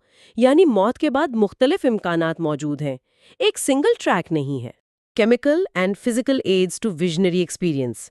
हक्सले यहाँ उन चीज़ों को एक्सप्लोर करते हैं जो विजन्स को उभारने में मदद दे सकती हैं, केमिकली या फिजिकली। कार्बन डाइऑक्साइड से शुरुआत होती है ना? जी हाँ, कार्बन डाइऑक्साइड। हक्सले बताते हैं कि खास मिक्सचर में CO2 सांस लेने से अजीब जहनी तब्दीलियां आती हैं। सबसे अहम ये कि आंखें बंद करके चीजें देखने की सलाहियत बढ़ जाती है। अच्छा, क्या नजर आता है? कभी तो सिर्फ रंगीन पैटर्न्स, कभी माजी के वाकयात बहुत वाज़े तौर पर याद आते हैं, और कुछ केसेस में CO2 इंसान को बिल्कुल एक अलग ही दुनिया में ले जाती है। विजनरी एक्सपीरियंसेस जिनका ज़ाती जिंदगी से ताल्लुक ना हो। बिल्कुल। हक्सले यहाँ रिड्यूसिंग वॉल्व का कॉन्सेप्ट इस्तेमाल करते हैं कि हमारा दिमाग एक फिल्टर है जो बहुत सी मालूमात को रोकता है। वो इसे माइंड एट लार्ज यानी कायनाती शऊर कहते हैं। तो CO2 इस फिल्टर को कमजोर कर देती है? हाँ, उनके मुताबिक CO2 इस फिल्टर को कमजोर करती है, जिससे ये गैर मामूली तजुर्बात हमारे शऊर में दाखिल हो जाते हैं। इसका ताल्लुक वो कहते हैं योगा की सांस की मशकों से भी है। सांस रोकने से खून में CO2 बढ़ती है। और लंबे अरसे तक जोर जोर से गाने या चैंटिंग से भी? जी, उससे भी। शायद बहुत सी मजहबी रसूमात का असल मकसद अनजाने में यही केमिकल चेंज लाना था। ये तो बहुत दिलचस्प है। गोया जिस्म के अंदर ही ऐसी चाबियां हैं जो दरवाजे खोल सकती हैं। फिर स्ट्रोबोस्कोपिक लैंप का जिक्र है, ये थोड़ा खतरनाक महसूस होता है। हाँ, स्ट्रोब लाइट, वो जो एक खास रिदम में चमकती बुझती है ना, आंखों के जरिए सीधा दिमाग की इलेक्ट्रिकल एक्टिविटी पर असर डालती है। और खतरा? एक छोटा सा खतरा जरूर है। कुछ लोगों को पेटीमाल नाम की एपिलेप्सी की एक किस्म हो सकती है, जिसका उन्हें इल्म नहीं होता। स्ट्रोब लाइट उनमें शदीद दौरा ट्रिगर कर सकती है। अच्छा, तो एहतियात जरूरी है। बिल्कुल। लेकिन अगर ये रिस्क ना हो तो हक्सले कहते हैं कि आंखें बंद करके स्ट्रोब लाइट के सामने बैठना एक अजीब तजुर्बा है। फौरन चमकदार रंगीन पैटर्न्स नजर आने लगते हैं, मुसलसल बदलते हुए। और रंग स्पीड पर डिपेंड करते हैं? जी, धीमी स्पीड पर नारंगी और सुर्ख, तेज पर सब्ज और नीले, और उससे भी तेज पर सफ़ेद और ग्रे। अब ये पैटर्न्स क्यों बनते हैं, इसका कोई वाज़े इल्म नहीं। शायद रोशनी के रिदम और दिमाग के अपने अंदरूनी रिदम्स की इंटरफेरेंस से। इंटरफेरेंस? हाँ, और ज्यादा हैरानकुन बात यह है कि स्ट्रोब लाइट मेस्कलिन या LSD जैसी ड्रग से पैदा होने वाले विजन्स को और गहरा और रिच बना देती है। हक्सले एक दोस्त की मिसाल देते हैं जिसे LSD के बाद सिर्फ रंगीन पैटर्न्स दिख रहे थे, लेकिन स्ट्रोब के सामने बैठते ही वो पैटर्न्स खूबसूरत जापानीज लैंडस्केप्स में बदल गए। कमाल है। लेकिन ये कैसे मुमकिन है कि दो सिंपल रिदम्स की इंटरफेरेंस इतनी कॉम्प्लेक्स और मीनिंगफुल विजन पैदा कर दे? यही तो पजल है। बहुत से अनजान पहलू हैं अभी भी। और इसका ताल्लुक दिमाग की बरकी तहरीक यानी ब्रेन स्टिमुलेशन से भी बनता है, डॉक्टर पेनफील्ड के काम से। जी हाँ, बिल्कुल। डॉक्टर पेनफील्ड ने डिस्कवर किया था कि ऑपरेशन के दौरान अगर दिमाग के कुछ खास हिस्सों को इलेक्ट्रोड से छुआ जाए तो माजी की पूरी यादें वापस आ सकती हैं, आवाज़ों, एहसासात, सब कुछ के साथ। और मरीज उस वक्त ऑपरेटिंग रूम में भी होता है और माजी में भी। अजीब है। बहुत अजीब। इस पर हक्सले ये सवाल उठाते हैं, क्या दिमाग में कोई ऐसा हिस्सा है जिसे स्टिमुलेट करके हम ब्लेक जैसे फरिश्तों के विजन्स या अजीबोगरीब मनाजिर देख सकते हैं? यानी बाहर से आने वाले विजन्स, माइंड एट लार्ज से। हाँ, और अगर ये विजन्स बाहर से आते हैं तो दिमाग उनके लिए कैसा न्यूरोलॉजिकल पैटर्न बनाता है, और विजन खत्म होने के बाद उस पैटर्न का क्या होता है? और उन्हें याद रखना क्यों मुश्किल है? यही सवाल है। विजनरीज क्यों कहते हैं कि उन तजुर्बात को उनकी असल शिद्दत के साथ याद करना नामुमकिन है? बहुत से सवालात हैं, जवाब कम। चलिए अब अपेंडिक्स 2 की तरफ बढ़ते हैं। हक्सली के मुताबिक आजकल मगरब में विजनरीज इतने कम क्यों हैं? देखें, हक्सली दो बुनियादी वजूहात बताते हैं। एक है फिलोसॉफिकल, मतलब जदीद दौर में लोग मावराई तजर्बात यानी ट्रांसेंडेंटल एक्सपीरियंसेस पर कम यकीन रखते हैं। انہیں شک کی نگاہ سے دیکھا جاتا ہے؟ بالکل، اور دوسری وجہ کیمیکل ہے۔ ہمارا ماحول اور خاص طور پر ہماری غذا وہ ہمارے آباء و اجداد سے بہت مختلف ہے۔ جدید خوراک میں ان وائٹامنز کی کمیوں کا امکان بہت کم ہے جو پہلے عام تھیں۔ تو غذائیت کی کمی دروازے کھول سکتی تھی۔ یہ تھوڑا عجیب لگتا ہے۔ ہاں، عجیب ہے، لیکن ہکسلے کا نظریہ یہ ہے کہ ماضی میں خاص کر سردیوں کے بعد لوگوں میں وائٹامن سی جس سے اسکروی ہوتا تھا اور وٹامن بی کمپلیکس جس سے پیلاگرا ہوتا تھا، ان کی شدت کمی ہو جاتی تھی۔ اور اس کمی سے کیا ہوتا تھا؟ ان کے خیال میں یہ کمی دماغ کی نارمل فنکشننگ کو کم کرتی تھی۔ اس سے اینگزائٹی اور ڈپریشن تو ہوتا تھا، لیکن ساتھ ہی دماغ کا وہ ریڈیوسنگ ویلو، وہ فلٹر جو مائنڈ ایٹ لارج سے آنے والی غیر ضروری معلومات کو روکتا ہے، کمزور پڑ جاتا تھا۔ نتیجہ؟ ویژنز۔ ہاں، بائیولوجیکلی بیکار مٹیریل یعنی ویژنز شعور میں داخل ہو سکتے تھے۔ اب اس دور میں شیطان پر یقین عام تھا اور وائٹامن کی کمی سے ذہنی پریشانی بھی تھی، تو اکثر یہ ویژنز خوفناک یا جہنمی قسم کے ہوتے تھے۔ لیکن صرف جہنمی نہیں۔ نہیں، ہکسلے یہ بھی کہتے ہیں کہ کچھ لوگ خاص طور پر جو ایسیٹک پریکٹسز یعنی سخت نفسی کشی اور ریاضت جیسے روزہ رکھنا یا جسم کو تکلیف دینا اپناتے تھے، وہ جنتی ویژنز بھی دیکھتے تھے۔ ان کا مقصد یہی ہوتا تھا کہ اپنی باڈی کیمسٹری کو بدلا جائے۔ باڈی کیمسٹری بدلنا ویژن کے لیے؟ یہاں تک کہ لینٹ کا 40 دن کا عیسائی تہوار بھی سرگیوں کے بعد آتا تھا، جب لوگ قدرتی طور پر غذائی کمی کی وجہ سے کیمیکلی ویژنز کے لیے زیادہ تیار ہوتے تھے۔ یہاں بات واقعی غیر معمولی ہو جاتی ہے۔ خود کو کوڑے مارنا یعنی سیلف فلیجلیشن، یہ کیمیکلی کیسے کام کرتا تھا؟ دیکھیں، ہکسلے وضاحت کرتے ہیں کہ جب کوئی شخص خود کو شدید کوڑے مارتا ہے تو جسم میں بڑی مقدار میں ہسٹامین اور ایڈرینلین جیسے کیمیکلز خارج ہوتے ہیں۔ ہسٹامین شوق جیسی کیفیت پیدا کر سکتا ہے جو ذہن پر اثر ڈالتی ہے۔ اور ایڈرینلن؟ وہ تو سٹریس ہارمون ہے۔ ہاں، اور وہ ہیلوسینیشنز پیدا کر سکتا ہے، اور جب یہ جسم میں ٹوٹتا ہے تو اس کے بائی پروڈکٹس جیسے ایڈرینوکروم سکیزوفرینیا جیسی علامتیں پیدا کر سکتے ہیں۔ ایڈرینوکروم، اس کا ذکر اپینڈکس وی میں بھی ہے نا؟ جی بالکل۔ مزید یہ کہ اس زمانے میں صفائی کا خیال نہیں رکھا جاتا تھا، تو کوڑے مارنے سے لگنے والے زخموں میں انفیکشن عام تھا۔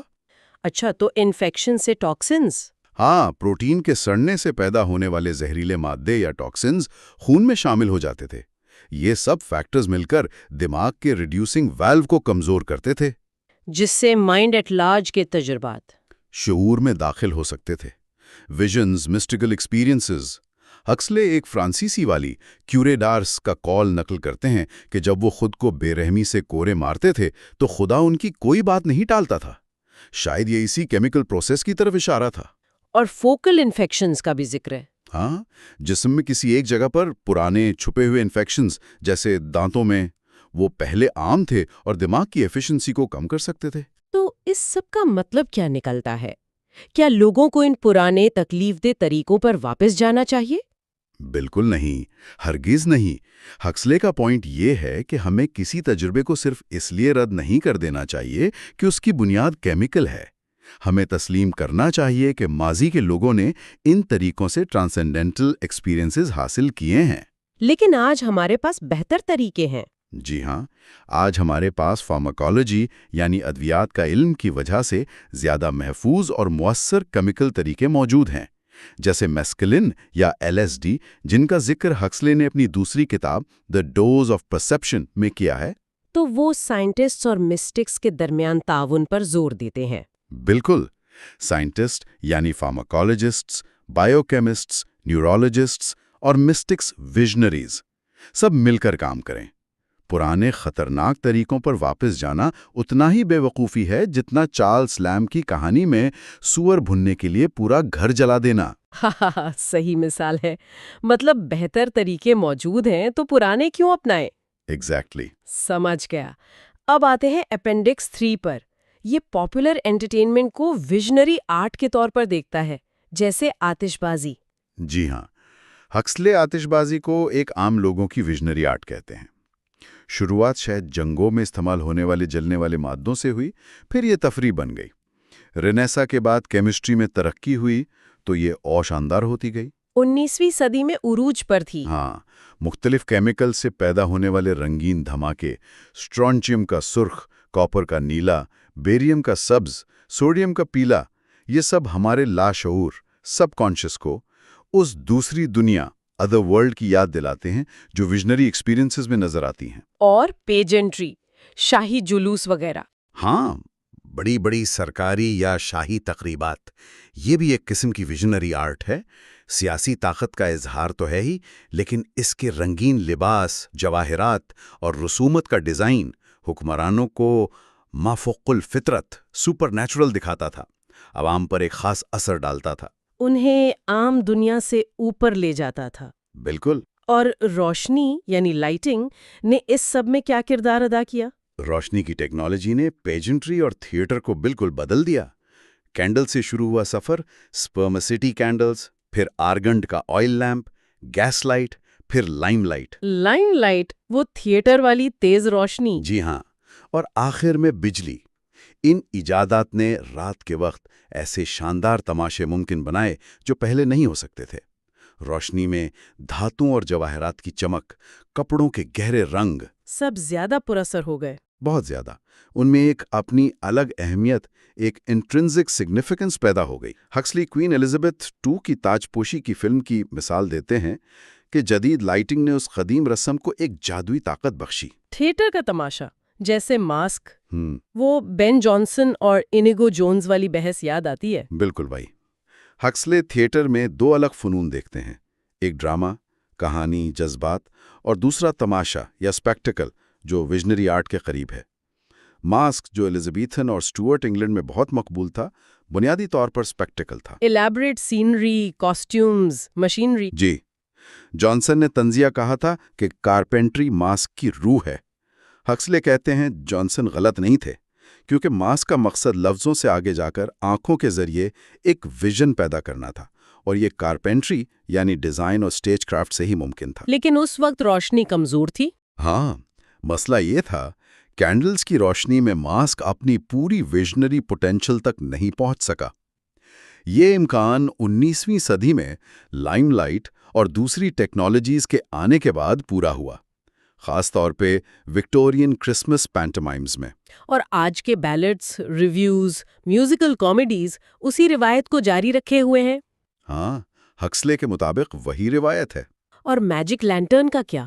وہ پرانے پروجیکٹرز۔ ہاں، لینٹرن میجیکا اور اس کی ویریشنز جیسے کروموٹروپس، گھومتے ہوئے رنگین پیٹرنز، ڈیزالونگ ویوز، ایک منظر کا دوسرے میں بدلنا، اور فینٹازموگوریا، حرکت کرتی امیجز، یہ بھی اس دور کی مقبول ویژنری تفریح تھی۔ رومانٹک شاعروں اور مصوروں پر اثر، شیلی، کیٹس، جان مارٹن۔ ہکسلے یہ خیال پیش کرتے ہیں، ہاں، خاص طور پہ جان مارٹن۔ ان کی بڑی بڑی ڈراماٹک پینٹنگز کچھ حد تک لینٹرن سلائیڈز جیسی لگتی ہیں۔ اور اس سب کا جدید وارث فلم ہے، خاص طور پہ رنگین فلم۔ بالکل، خاص طور پر وہ بڑی بجٹ کی رنگین فلمیں جنہیں اسپیکٹیکولرز کہا جاتا ہے۔ لیکن ہکسلے اس سے آگے جاتے ہیں، وہ رنگین ڈاکیومنٹری کو بھی ایک نئی ویژنری آرٹ فارم سمجھتے ہیں۔ ڈاکیومنٹری کو، جیسے ڈزنی کی ڈیزرٹ والی فلم۔ جی، دی لیونگ ڈیزرٹ۔ اس کے آخر میں دیکھنے والا محسوس کرتا ہے کہ وہ خود بڑے کیکٹس کے پھولوں میں ڈوبا ہوا ہے۔ اسی طرح بہترین نیچر فلمز جن میں پودوں، پتھروں، جانوروں کے کلوز اپس دکھائے جاتے ہیں، وہ عام چیزوں کو غیر معمولی بنا دیتے ہیں۔ اور وہ ڈسٹورٹڈ ڈاکیومنٹری NY ہاں، فرانسس تھامسن کی فلم۔ اس میں نیو یارک شہر کو پرزمز اور مڑے ہوئے شیشوں، ڈسٹورٹنگ لینزز سے فلمایا گیا ہے۔ جانی پہچانی عمارتیں اور مناظر عجیب لیونگ جیومیٹریز بن جاتے ہیں۔ یہ ویژنری ایکسپیرینس کی ایک اہم خصوصیت ہے۔ تو ہکسلے سوچتے ہیں کہ ایسی سینیمیٹوگرافی شاید نان ریپریزنٹیٹیو پینٹنگ کی جگہ لے سکتی ہے۔ ہاں، وہ یہ امکان دیکھتے ہیں اور فلڈ لائٹنگ کے ذریعے اسکلپچر میں نئی ویژنری کوالٹی پیدا کرنے کا بھی ذکر کرتے ہیں۔ اب اپینڈکس 4 ایک خاص آرٹسٹ جارج دے لاتور پر فوکس کرتا ہے۔ ان میں ایسی کیا خاص بات ہے؟ جارج دے لاتور 17ویں صدی کے فرانسیسی پینٹر تھے، اپنے زمانے میں مشہور، پھر صدیوں تک بھلا دیے گئے، پھر 20ویں سینچری میں دوبارہ ڈسکور ہوئے۔ ہکسلی انہیں ایک ایکسٹروورٹڈ ویژنری کہتے ہیں۔ ایکسٹروورٹڈ ویژنری مطلب؟ مطلب وہ اپنے اندر کے ویژنز پینٹ نہیں کرتے تھے بلکہ باہر کی دنیا کو ہی اس طرح پینٹ کرتے تھے کہ وہ بدلی ہوئی ٹرانسفیگرڈ نظر آئیں۔ اکثر پینٹنگز میں صرف ایک موم بتی کی روشنی ہوتی ہے۔ لیکن تھیٹریکل ڈرامہ نہیں؟ نہیں، کیراویجو جیسا ڈرامہ نہیں۔ ان کی پینٹنگز میں ایکشن نہیں، شدید جذبات نہیں، کردار بالکل ساکت سٹیٹک ہوتے ہیں۔ ان میں ایک عجیب قسم کی موجودگی یا تھیرنس ہوتی ہے، ایک گہرا پرسکون وجود۔ جیسے قدیم مصری مجسمے۔ ہاں، یا پیرو دلا فرانسسکا کے فرشتے۔ موم بتی کی روشنی اس انٹینس مگر شانت موجودگی کو نمایاں کرتی ہے، عام چیزوں میں چھپا ہوا زندہ راز، لیونگ مسٹری ظاہر کرتی ہے۔ اور مذہبیت واضح نہیں ہوتی۔ اکثر نہیں، پتہ نہیں چلتا کہ بائبل کا منظر ہے یا صرف ماڈلز کی سٹڈی، لیکن ہکسلی کے مطابق ان کا فن گہرائی میں مذہبی ہے، کیونکہ وہ ہر چیز میں خدا کی موجودگی، ڈیوائن اومنی پریزنس کو ظاہر کرتا ہے۔ لیکن لطور خود سخت مزاج تھے۔ ہاں، یہ ایک عجیب تضاد ہے۔ وہ مغرور، سخت مزاج اور لالچ شخص سمجھے جاتے تھے۔ اپینڈکس وی آرٹ اور قدرت کو دیکھنے کے طریقوں کا موازنہ کرتا ہے، قریب سے دیکھنا بنام دور سے دیکھنا، نیئر ورسز فار۔ جی، ہکسلی یہاں فرانسیسی پینٹر ویارڈ سے شروعات کرتے ہیں، جو اکثر کمروں کے اندرونی مناظر پینٹ کرتے تھے، لیکن کبھی کبھی اس کمرے میں دیوار پر لگی ایک پینٹنگ دکھا کر جس میں دور کا منظر ہو، قریب اور دور کو ملا دیتے تھے۔ اور مغربی آرٹ میں قدرت کے کلوز اپ کم ہے؟ ہاں، وہ نوٹ کرتے ہیں وین گوگ کی تھکٹ یا کانسٹیبل کی ڈیل جیسی مثالیں ہیں، لیکن کم۔ اس کے برعکس مشرق بعید فار ایسٹ کے آرٹسٹ چین اور جاپان کے اس میں ماہر تھے۔ جیسے آلو بخارے کی ٹہنی یا بانس کا تنا۔ بالکل، وہ ایسی چیزوں کو اس طرح پینٹ کرتے تھے کہ وہ چیز اپنی جگہ ایک پوری کائنات لگتی تھی۔ یہ انسان کی اہمیت کا مذاق اڑاتا ہے، ہر چھوٹی چیز کے اپنے وجود کا جشن مناتا ہے۔ اس کا نفسیاتی اثر کیا ہوتا ہے؟ ہکسلے کہتے ہیں کہ جب ہم قدرت کو بہت قریب سے یا بہت دور سے یا کسی عجیب زاویے سے دیکھتے ہیں تو وہ ہمیں پریشان کن حد تک عجیب، سٹرینج اور حیرت انگیز ونڈرفل لگنے لگتی ہے۔ اور چینی جاپانی کلوز اپس سمسارا اور نروانا کے ایک ہونے کی عکاسی کرتے ہیں۔ ہاں، اس خیال کی کہ مطلق حقیقت ہر ظاہری شے اپیرنس میں موجود ہے۔ زین آرٹسٹس نے اکثر ان چیزوں کو بالکل خالی بیک گراؤنڈ کے خلاف الگ تھلگ آئسولیٹ کر کے دکھایا، جس سے انہیں absolute thing in itself hood مل جاتی تھی۔ جی، وہ چیز اپنی ذات میں ایک مکمل حقیقت بن جاتی تھی۔ مغربی آرٹسٹ نے بھی یہ ٹیکنیک استعمال کی ہے۔ ریمبرانٹ، وین گوگ، گویا کسی چیز کو اس کے ماحول سے کاٹ کر الگ کرنے سے اسے وہ ویژنری چمک، ویژنری گلیم ملتی ہے جس کا ذکر ورڈزورتھ نے کیا تھا۔ اور وہ جاپانی سورڈزبرن کی شریکے پینٹنگ۔ ہاں، میاموٹو مساشی کی ایک شریک خالی ٹہنی پر بیٹھا ہے۔ وہ پینٹنگ وائٹ یا خلا سے ابھرتی ہوئی لگتی ہے، اس میں ایک زبردست شدت بھرا وجود ہے۔ سمجھ گیا۔ اب اپینڈکس وی آئی ذہنی حالتوں کو آخرت کے تصورات سے جوڑتا ہے کیمیکلی۔ ہگزلی یہاں بتاتے ہیں کہ بہت سے اسکیزوفرینیا کے مریض اور کچھ نیوروٹکس ایک دھندلی، سرمائی، سایہ دار دنیا میں رہتے ہیں جسے لمبو کہا جا سکتا ہے، ایک بیچ کی حالت۔ نہ اس دنیا میں نہ جنت یا جہنم میں۔ ہاں بالکل، وہ ذکر کرتے ہیں کہ حال ہی میں یہ پتا چلا ہے کہ ایڈرینلن جب جسم میں ٹوٹتا ہے تو اس کے کچھ ڈیریویٹیوز جیسے ایڈرینولوٹن کی بہت تھوڑی مقدار بھی انسان میں یہ لمبو جیسی حالت پیدا کر سکتی ہے۔ تو پھر وہی بات، کیمیکل کیز۔ بالکل، یہ خیال مزید پختہ ہوتا ہے کہ شعور کی مختلف حالات کے دروازے کیمیکل کیز یعنی کیمیائی چابیوں سے کھلتے ہیں۔ یہ شیڈو ورلڈ قدیم یونانی ہیڈز یا یہودی شیول جیسی ہے، جہاں مردے بے جان بھوت تھے۔ جی، ہکسلے کے مطابق آخرت کے تصورات اسکٹالوجی کی تاریخ دراصل ایک حقیقی ترقی کو ظاہر کرتی ہے۔ مذہبی ٹرمز میں ہیڈیز سے جنت تک، کیمیکل ٹرمز میں ایڈرینولوٹین سے میسکلن، LSD تک، اور سائیکولوجیکل ٹرمز میں کیٹاٹونیا سکوت کی حالت اور غیر حقیقت کے احساس سے لے کر ہائٹنڈ ریالٹی، ویژن اور مسٹیکل ایکسپیرینس تک کا سفر۔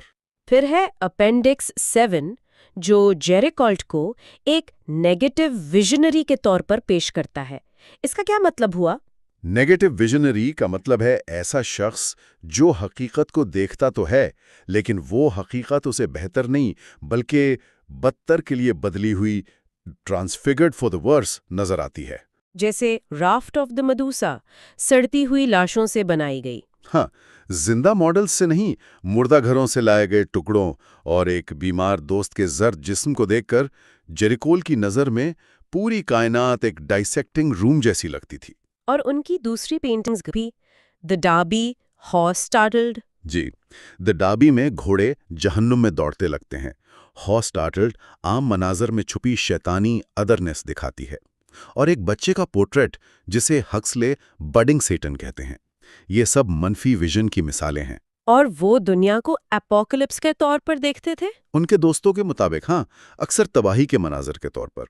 انہوں نے رافٹ آف دا مدوسا کو بھی ٹکڑوں میں پینٹ کیا، ہر حصے کو الگ مکمل کیا، پھر جادوئی طور پر ان سب کو ایک کمپوزیشن میں جوڑ دیا جو شروع میں صرف ان کے ذہن میں تھا۔ اور آخر میں اپینڈکس 8 تھامس کارلائل کو دیکھتا ہے، ان کا کیا کنیکشن ہے؟ یہاں ہکسلے ڈاکٹر جیمز ہالیڈے کی تشخیص کا حوالہ دیتے ہیں۔ انہوں نے 19ویں صدی کے رائٹر تھامس کارلائل کی ذہنی حالت کو سائیکورک، ڈپریسو اور سکیزوفرینک قرار دیا تھا۔ سائیکوٹک، اور ہکسلے ان کی کتاب ساٹو ریسارٹس سے کوٹ کرتے ہیں۔ ہاں، ایک لمبا اقتباس دیتے ہیں جہاں کارلائل اپنی ایک شدید ذہنی اذیت کی حالت بیان کرتے ہیں۔ انہیں لوگ زندہ انسان نہیں بلکہ آٹوماٹا، چابی سے چلنے والی بے جان پتلیاں لگتے تھے۔ اور کائنات ایک مردہ سٹیم انجن۔ ہاں، جو انہیں کچلنے کے لیے چل رہی تھی۔ ہر طرف ایک نامعلوم خوف تھا۔ ہکسلے اس تجربے کا موازنہ رینے نام کی ایک اور مریض کے تجربے سے کرتے ہیں، جہاں انفینٹی ایک ظلم کرنے والا سسٹم لگتی ہے۔ بالکل، ہر چیز منفی طور پر سگنیفیکنٹ لگتی ہے مگر ساتھ ہی بےمانی اور غیر حقیقی بھی۔ یہ بھی نیگیٹو ویژن کی ایک مثال ہے۔ تو ہکسلے کی ہیون اینڈ ہیل کے ان اپینڈسز کی اس تفصیلی جانچ پڑتال کو سمیٹتے ہوئے بنیادی نتیجہ کیا نکلتا ہے؟ ان حصوں کا کور میسج کیا ہے؟ دیکھیں، صرف ان ڈسکس کیے گئے حصوں کی بنیاد پر ہکسلے کا مرکزی خیال یہ لگتا ہے کہ ویژنری سٹیٹس، چاہے وہ جنت جیسی ہوں، جہنم جیسی یا لمبو کی طرح درمیانی، یہ ہمارے شعور کے حقیقی پہلو ہیں۔ اور اکثر ان تک رسائی جسم کی کیمسٹری میں تبدیلیوں سے ہوتی ہے۔ جی ہاں، چاہے وہ تبدیلیاں غیر ارادی ہوں جیسے وائٹامن کی کمی، یا ارادی جیسے روزہ سانس کی مشقیں یا ماڈرن ڈرگز۔ یہ حالات ہمارے عام ادراک، نارمل پرسیپشن سے پرے دوسری دنیاؤں، ادر ورلڈز کو ظاہر کرتی ہیں۔ اور آرٹ، انٹرٹینمنٹ، ٹیکنالوجی ان کی عکاسی کر سکتے ہیں۔ ہاں، ان ویژنری دائروں کی عکاسی کر سکتے ہیں یا انہیں ابھارنے میں مدد دے سکتے ہیں۔ ان تجربات کی جسمانی یا کیمیکل بنیاد کو سمجھنا ان کی اہمیت کو کم نہیں کرتا، بلکہ شعور کو ایکسپلور کرنے کے نئے راستے کھولتا ہے۔ بالکل نئے اور شاید زیادہ محفوظ راستے پیش کرتا ہے، خاص طور پر ماڈرن سائنس کی مدد سے۔ یہ واقعی سوچنے کے لیے بہت کچھ دیتا ہے۔ اور یہاں ایک آخری خیال چھوڑے جاتے ہیں۔ اگر ہماری حقیقت کا احساس ہماری دماغی کیمسٹری سے اتنا گہرا جڑا ہوا ہے، تو ہم جو کچھ ایکسپیرینس نہیں کرتے اس میں سے کتنا صرف ہماری نارمل کیمیکل سٹیٹ کی وجہ سے ہے؟ ذرا سی بائیو کیمیکل تبدیلی سے پرے وہ کون سی انجانی دنیائیں پوشیدہ ہو سکتی ہیں جن کا ہمیں ابھی کوئی علم نہیں ہے؟